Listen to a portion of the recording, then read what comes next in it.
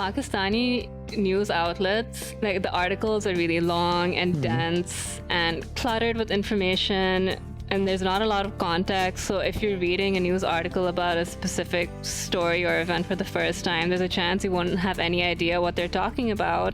And then the broadcast news channels in Pakistan are very sensationalized, in my opinion, and I think designed more for entertainment than actually conveying information. Then I realized that there is no newsletter in Pakistan that does this for Pakistani news.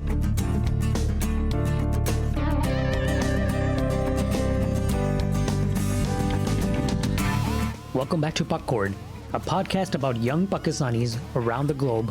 I'm your host, Habib Ahmed. In each episode of this show, I talk to different guests from many different countries, but we all have a shared connection with just one, Pakistan. Our special guest today is Anam Khan, currently residing from the San Francisco Bay Area, California, but she's lived back and forth between Pakistan and the U.S., and she'll talk about that in a minute. Anam is here today to talk about, as you may have guessed, the news. She is the founder of a company called the NewsRun.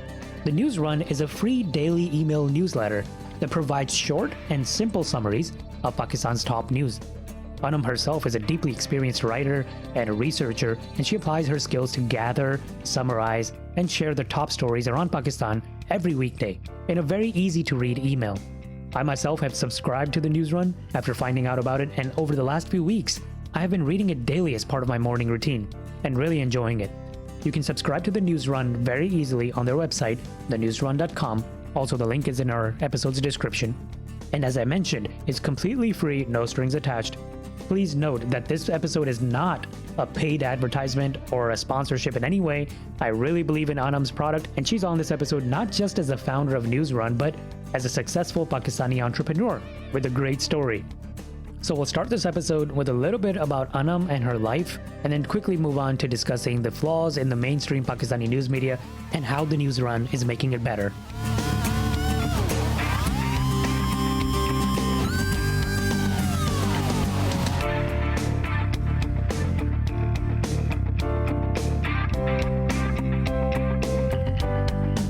Okay, so I'm going to do my best to summarize this because I've gone back and forth between Pakistan and the States a lot since I was a kid. But I was born in the U.S. I was born in New York City. And then after about 3-4 years, my parents and I moved back to Lahore, Pakistan. Mm-hmm. And then we just stayed there. I did all my primary and secondary schooling at the Lahore American School, LAS. And then I graduated and came to the States for college, where I attended Smith College, and I got a bachelor's in English. I majored in English and minored in international relations. And then I worked in New York City for a couple of years. And after that, I started preparing for grad school. And then for grad school, I went to Columbia University and I got a master's in strategic communications. And then after that, I moved back to Lahore for 2 years. And while in Lahore, I was working as well. I worked at a nonprofit and then at a multinational ad agency. Then I came back to the States again and I was in DC. And then recently, like over the past, I think I moved to California in February. Mm-hmm. So now I'm in California. So I've gone between Pakistan and the States for most of my life. Even while growing up and living in Pakistan, I would come to the States every summer when I was a kid. So I was pretty used to being here by the time I actually started college. So it wasn't really that hard of an adjustment for me. Right. It seems like, yeah, you moved around a lot. So you mentioned New York City, DC, California. When did you move to California, by the way? In February this year. Oh, of this year. Okay. Yeah, so like very right recent. When Corona was starting to become a problem. Oh, yeah. We got here a week before the shelter in place started. Yeah, I can imagine what it's like because I moved to Boston in September of last year. So I had about 6 normal months before this pandemic started, the craziness. And then since then, I've been sitting home. You mentioned the back and forth to Pakistan. That's pretty interesting. In my typical circle of Pakistani people, most of them who finish studying, and then the ones especially who are born here, they don't actually go to Pakistan to live for some point, in time and then come back. So what were some of the drivers behind that?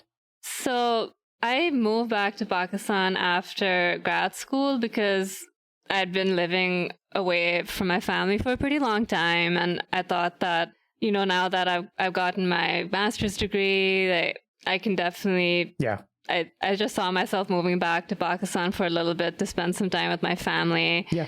And then I moved back to the States because I got married. I see. So that was the main driving factor. And in the long run, I did see myself in the States as well because I liked living here and I was so used to living here. So it really feels like I've spent half my life in Pakistan and the other half in the States. Yeah, right. So you mentioned you went to Lahore, right? Were you working there? Yes, I was working there. I started working there at a nonprofit where I was a content writer, and then I was a strategy associate at a multinational ad agency in Lahore as well. Okay, that's cool. And was there, I guess a lot of people might be thinking about this while they're listening to this podcast, that was there an adjustment or was there like a culture shock that you experienced having moved from the US back to Pakistan, or even vice versa, moving from Pakistan back to here? Because you said half and half, right? That's kind of interesting. You continue diversifying your your experiences and your settings. So was there ever a point where you got a little culture shock? I did get a bit of a culture shock moving to Pakistan after grad school and then working in Pakistan because I'd never worked in Pakistan before. Mm-hmm. When I was living in Pakistan, I was either at home or in school. Like that was my life. I hadn't really ventured out to experience other things. Mm-hmm. So working in an office in a salaried position in Pakistan, it takes a lot of time to adjust, at least it did for me, because the work culture and the professional environment is very different than the States. In what sense is it different, though? Gender differences or other things? No, not really. Okay. No, because there were women working in my company who had pretty important roles. So I don't think it was the gender issue. I think it's just more of just like interacting with people. And also I went to an American school where Urdu was not the language we were taught, and so my Urdu was never that strong. So then having to communicate with people in Urdu more than I ever had before was an adjustment for me. And also, I guess I feel a little bad for saying this, but I guess there wasn't as much efficiency in the work environment that I experienced in Pakistan compared to what I was used to in America. And there wasn't like any such thing as a work culture either. I don't know if this is something that people experience across the board or whether this is just something that's just limited to where I was working, but I just noticed that like people were expected to come and work extremely long hours for very little pay, and then they weren't really given much incentive. So the work-life balance, basically. Yeah. Incentives, benefits and stuff. Yeah. And I also noticed that like there were some people who just had different lifestyles in the company. So those who really were living paycheck to paycheck, I did feel like they were taken advantage of for that compared to the people who weren't living paycheck to paycheck. And I think in Pakistan, there's also this whole culture of everyone wanting to know your background, what your family does, which is not something I'm used to working in America, because in America, no one cares. Like they would look at your resume and they look at your merit and your qualifications. But in Pakistan, everyone would be like, oh, what does your family do? Like, what is this? Are they doing this? And I'm like, why does everyone need to know that? Like, I don't think that has any relevance to my work. Yeah, like for the interview process, you're saying, right? Yeah. Or even after that, maybe they just want to know more about you. Yeah. Yeah. In the US, people are more private, like more reserved about, you have the choice to share if you want some details about your personal life in a work setting, but you don't have to. Yeah. And the thing I noticed about working in Pakistan is that where you come from is something that's really important to people who are hiring you. I don't know why, but it is. And yeah, it just wasn't as professional. But I guess the way things work in Pakistan is just different than the States. And I remember doing one interview, somebody asked me my age, and in the back of my head, I was like, I don't even think that's legal in the States, at least. Yeah, right. So it's funny. Yeah. It might differ from company to company too, possibly. I wonder in Pakistan. But I've never worked there, so I wouldn't even know. No, I don't want to generalize. That's why I said in the very beginning that I'm not trying to speak for everyone who's worked there. It was my experience, but those are my observations. Yeah, no, that's understandable, and that can be frustrating. even here, a lot of people might not realize this. I think you might pick up on this, but there is a distinct difference oftentimes between an East Coast culture of working and a West Coast culture. The West Coast culture mostly centralized around these tech companies that are headquartered there, right? Google, Facebook, Amazon. So when I moved from the East Coast to the West Coast in California, I noticed that change in culture. There was a lot more like coolness in the workplace. There was a lot more relaxed work attire, like clothes, more types of perks. So for example, there'd be like free snacks, like more fun events and things like that. But in exchange for that, they often wanted you to work a little bit longer. So that was my experience working in the East Coast versus West Coast. Even now, I'm back in the East Coast, right? So the culture is specifically like you go home at 5, you're basically done. You don't have to meet your coworkers for a happy hour necessarily. There's not a lot of like bonding or kind of forced interactions they make you do. But over there in the West Coast, so the expectation was you become friends with your coworkers and you spend more and more time with them. So again, I wouldn't say this is all companies in the East Coast or the West Coast, but people talk about this a lot, the differences in the work culture. And I definitely noticed that in my experience working for like 5, 6 different companies. Well, when I was on the East Coast, I was going to an office and I had coworkers. But when I moved to the West Coast, I was already working on my own business. Right. So I work from home. So I never really got to make a comparison between work cultures on the East Coast and West Coast. Yeah, actually, we're going to talk about that. So you're basically working from home with your business, right? Yes. I think let's go ahead and start talking about that. So NewsRun, it's very interesting, actually. This is exactly something that I was looking for a few months ago. I was wondering like if there's a New York Times type of feed that I can get, because I subscribe to New York Times. Mm-hmm. So I used to get this daily, and I still do actually, a daily New York Times update. Here's a summarized version of the news that you need to know if you're not closely following anything. So this NewsRun, this is exactly the same thing, but in a more Pakistani context. What gave you this idea? So basically the newsletters like the New York Times, I get the New York Times morning brief, which summarizes the latest stories of the day. And then there are other newsletters like The Skim and Morning Brew and then Axios, which were following a similar format. And I absolutely loved it. And I'm a loyal subscriber. I was reading those every single day. And I loved how all the key points that I needed to know, all the highlights of a news story were just summarized for me on one platform that was easily accessible because it landed in my inbox every morning. So I didn't need to click on a website or do Google searches or scour the internet to read the news because everything was in one place for me. And then in the back of my mind, I just kept wishing that there was a platform like this for Pakistani news because Pakistani news outlets, like the articles are really long and dense and cluttered with information, and there's not a lot of context. So if you're reading a news article about a specific story or event for the first time, there's a chance you won't have any idea what they're talking about because you don't have the backstory. And then the broadcast news channels in Pakistan are very sensationalized, in my opinion, and I think designed more for entertainment than actually conveying information. Then I realized that there is no newsletter in Pakistan that does this for Pakistani news. Mm-hmm. Yeah. There's no newsletter that's for free that you can get in your inbox every morning that summarizes all the day's top stories for you.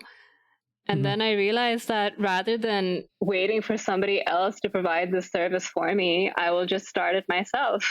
Yeah. So that's why I launched the NewsRun in 2018. Oh, okay. Yeah. So it's been a while, about 2 years. Yeah, but 2018 was more of a soft launch because I was still growing the product. I wasn't really releasing it into the world properly. I just had a couple of subscribers. I wasn't marketing much. I was getting feedback on how to make the format and the style and the voice better. I didn't have a website yet. So there were just a lot of things I was polishing up in terms of the format. And then I was also experimenting with different mail servers. So the NewsRun has changed a lot since 2018. But now that I've found something that I think works, that's been getting positive feedback. Yeah. Now I'm trying to take it to the next level and scale. Yeah. And I think speaking from my experience, at least kind of trying to understand our generation, I think for me and for a lot of people around our age, the issue is that the way that we consume news has kind of started to change because not a lot of people have time or interest anymore in turning on the TV For this, for Pakistani news, right, we have those typical channels, ARY News, Geo News, and every news segment sounds very dramatic with that background music, which is really cool, by the way. But it's considered very traditional. And I think a lot of people don't like that anymore, a lot of younger people. So they still want to consume the news, but not everybody is so inclined to go on a website and read articles unless it's something extremely pressing, right? I personally, because I enjoy podcasts, one of the ways I get my news sometimes is by listening to a podcast. It's interesting. I think you're doing a great job in terms of adapting to the changing demands that I'm sure is affecting Pakistani people as well, both living in Pakistan and over here, especially the younger folks. Yeah, that's actually, now that you say that, it's very interesting because I came up with the idea of a free daily email newsletter that summarizes Pakistan's top news, mostly for the diaspora living abroad, because I was living abroad. And then I thought that the NewsRun would give Pakistanis living outside of Pakistan an easier way to keep up with the local news in the country. But then I noticed that a lot of my subscribers were also from Pakistan and living there. Then I realized that they need this too. Yeah. Initially, I thought that the news is all around them all the time, but they also need help cutting through the noise. Yeah. So I know that people are bombarded with information around the clock now, especially in the digital age. They're not going to really take out time to read something unless it's easily accessible and dropped right in front of them, because everyone's competing for their attention right now. Exactly. Companies, other news outlets. So I asked myself, how can I make the news more efficient and reliable and less tiring? And that's the concept that inspired the NewsRun. I think younger folks, as a way to get away from traditional sources, they often go to social media. So, for example, they'll open up Instagram or something, and there they'll find news, but they'll find more sensationalized news, right? Like more celebrity stuff, controversies going on, spicy, wo kya kehte hain, Urdu mein chai. Yeah. Masale wali khabrein. But for people who are serious about, getting a little more interested in politics or an understanding of what's going on around the world, they want something that's compressed as well as, like you said, easily accessible. And I think this probably fits right in. And this is something that they can check every morning, right? What time in the morning does it go out again? I send it out depending on time zones because my subscribers are spread out around the world. Yeah. They're in Pakistan, they're in North America, they're in Europe. So in Pakistan, subscribers get the newsletter at 8 a.m. Okay. In the morning. In Europe and North America, 6 a.m. That's perfect, right? So you've kind of optimized it for each region. And so they wake up and that's possibly the first thing that they can check in bed or with their breakfast. Yeah, I mean, that's my routine in the morning too. And a lot of people, because I even did a survey in one of the older newsletters asking people what time they like to read the news. And like a majority of them said in the morning before the day starts. Yeah, that makes sense. Now, without giving away any of your secrets, I'm curious how you're collecting the content around these morning letters, because looking through these, right, they're pretty, thankfully, they're not overloaded. They're not overwhelming, but there's still enough information in there that I'm sure there's some effort involved in compiling a lot of this. For example, you also collect COVID stats for Pakistan. So that's actually right at the top. So I really like that header that's put in there. That's a great design choice. And then, of course, followed by the rundown of all the news. Where are you collecting all this, or what's your process? So I research the news by digging through local publications in Pakistan and also international publications that are reporting on news events in Pakistan, like Al Jazeera or BBC or New York Times. And then I pull out the key points that I think are relevant. I look for news that I want to know and that I think other people should also know. I take out the key points, and then most importantly, I condense each news topic into a quick summary. So it's a 3-step process. And it takes pretty long. And it takes long because I also try to fact check if there is some information in an article that I think is a bit of a stretch or too ambiguous. I'll read other articles to see what they're saying about the same news topic. Yeah. I check and double check and triple check any data or stats that I'm writing, because I don't want people to feel like the NewsRun is misinforming them. The NewsRun needs to be a reliable source of news that they turn to every morning to stay informed. So that's my process. That's great. One thing I've recently started to notice is that there are certain news topics that are trending more online on social media and not being covered as much by mainstream publications. So in cases like that, I feel like I have to be very careful because you can't always rely on everything you read online. I think misinformation and fake news spreads so easily on social media because you don't know what the sources of that information are. Like people are just self-appointed journalists. Yeah.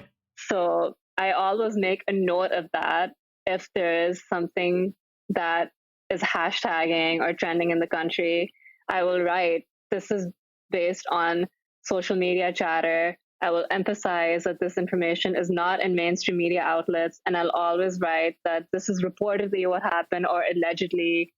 I will never draw a conclusion or make a sweeping statement. I will always make sure to let people know where this information is coming from, especially if it's coming from social media, so that they're aware of the fact that this might not be 100% accurate, but this is just some information that's out there online that not other publications are covering. Because some of these are also conversation drivers. Yeah, exactly right. I want to include information that I think that is popular and that people are talking about. So I do look at what's trending on Twitter a lot as well. I think that makes sense because nowadays news isn't just about the facts. It's not about what's already established and things that people already know, but it could also just be what's the buzz, something that we don't have full clarity on yet, but people are talking about it. Yeah. And the issue with that is, like you already kind of mentioned, with the style of tabloid style, news that we have now, these companies are often, the entertainment companies and media companies are often competing with each other to get it out first. And because of that, they risk misinforming people, and they often do, actually. So then they have to clarify things later on. Yeah. The NewsRun is also not a breaking news outlet. I don't want to try to be the first outlet to report a news story. My goal is to recap it and summarize it and simplify it. Yeah. And I also feel like in the end, the quality of the news and the writing is better because I'm not racing with other companies to get the news out. Yeah, makes sense. Have you heard back from people, or is there a way that you're also assessing people's feedback? Yeah, so I've gotten very positive feedback across the board. People telling me that they've never read anything like this. It's helping them stay informed.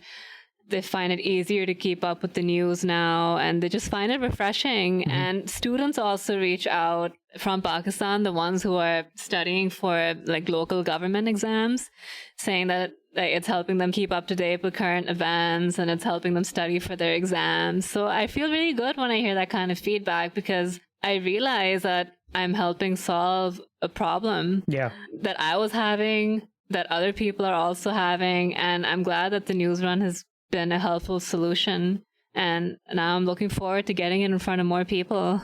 Yeah. And I'm sure getting that type of feedback is encouraging to keep going and think about expanding it and scaling it, right? Yeah. And people like the simple format as well. I mean, you probably noticed that the NewsRun doesn't really have a lot of graphic flair. It's pretty clean, classic.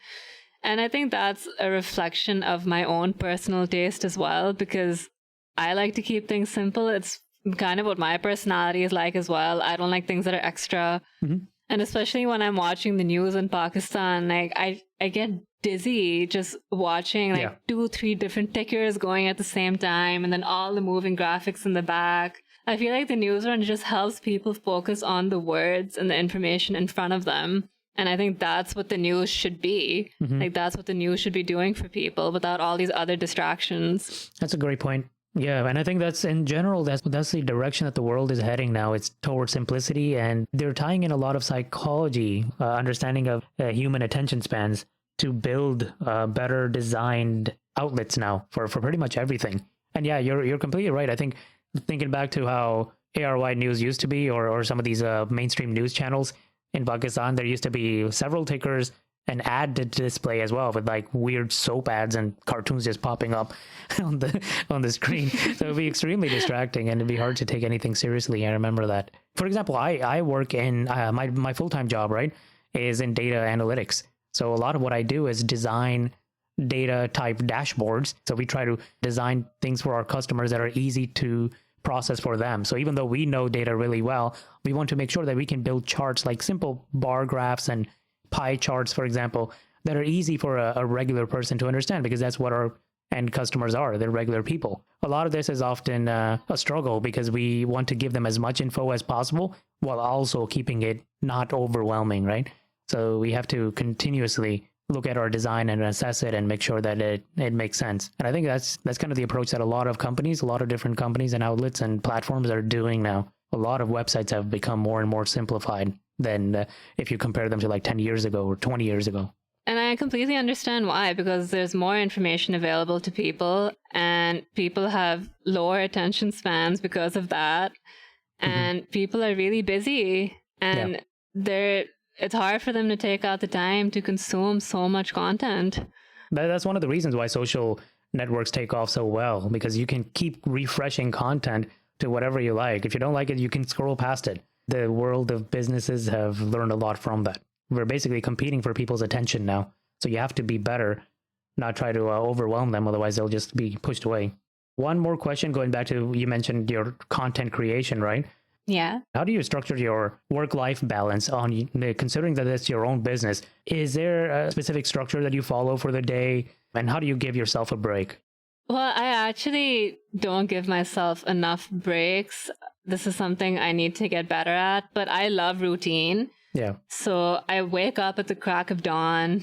I read my own news first, and then I work out, have breakfast, and I just start working during the day. And I want to give myself a cutoff time for when I end the day and just have dinner and like unwind, but that's not happening as much as I wanted to.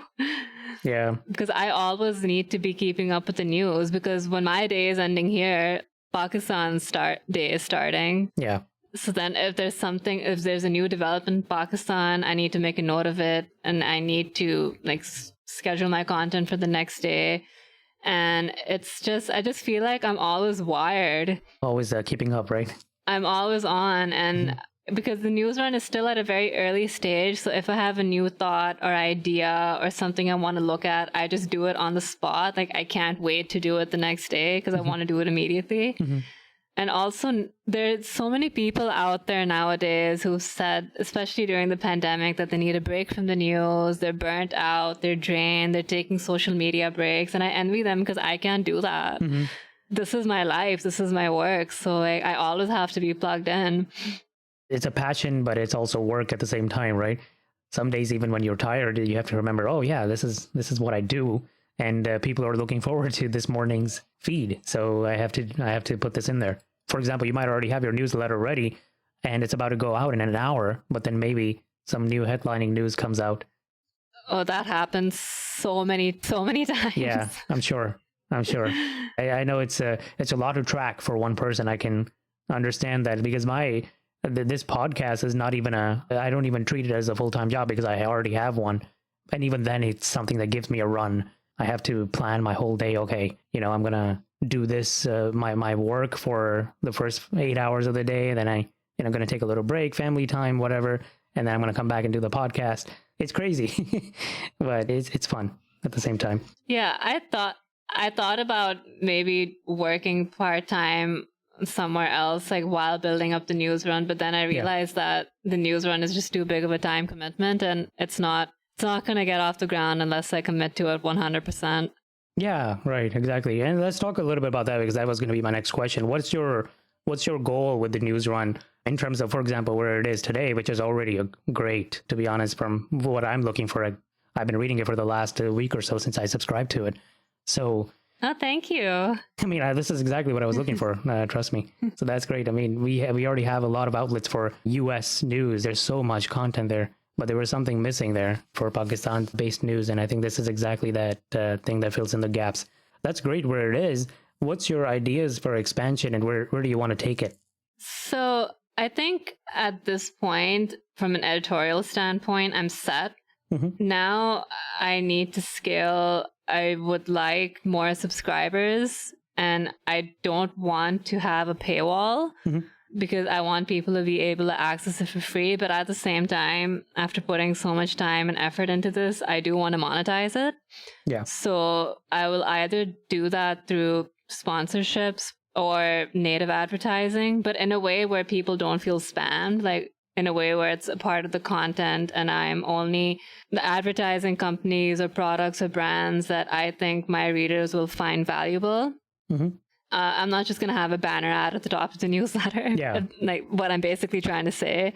Mm-hmm. And I do want to grow my team because right now I'm wearing all the hats and it's a lot for one person to take on. Mm-hmm. So I'm looking forward to expanding my team so I can have help with more outreach and marketing and partnerships. And slowly and gradually that is happening. Mm-hmm. So I'm really excited about what lies ahead for the NewsRun. I'm very hopeful about the growth over the next year or two. Yeah, thinking about this, I'm pretty optimistic about it. I think it's a great idea. Like I said, I think one of the challenges is often, my wife often tells me this regarding the podcast is, hey, why don't you get more people to help you out with it? And I tell her the hard part is not finding the people, because already, for example, I have a graphic designer. He helps me a lot. He lives in Pakistan, and our partnership works out really well because I tell him if I need him to make something, and then I go to sleep, and he's working during Pakistan, so then he does something, and then he gives me something by my morning time. That's great, okay. But the hard part is just making sure that whatever you're giving to people to do is done in the same amount of quality, the same measure of quality that you put in, right? That's been my challenge, at least. It's like, which hat do I give off? Because there's a saying that says, if you want something done right, do it yourself. But then how many things can you consistently keep doing yourself?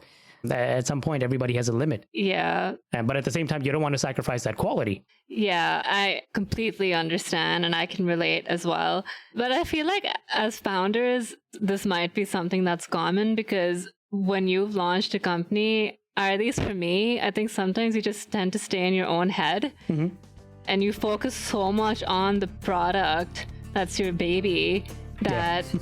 You don't concentrate on the other things you need to do to expand the business because you're so fixated on the actual product that you've built. And I mean, that's why I would like to have a bigger team at some point. But yeah, obviously, work with people who value the product as much as I do and who are skilled writers and who I can trust and rely on. Yeah, you're absolutely right. At some point, we have to get from the day-to-day grind of it to the strategic aspect, and you won't be able to get to the strategy and the thinking of how to expand it in the future if you're constantly working on the maintenance and the day-to-day operations of any specific project. So you're right, this is probably not a challenge that we're facing alone. This is probably something that every person who starts something eventually runs into if they wanted to grow.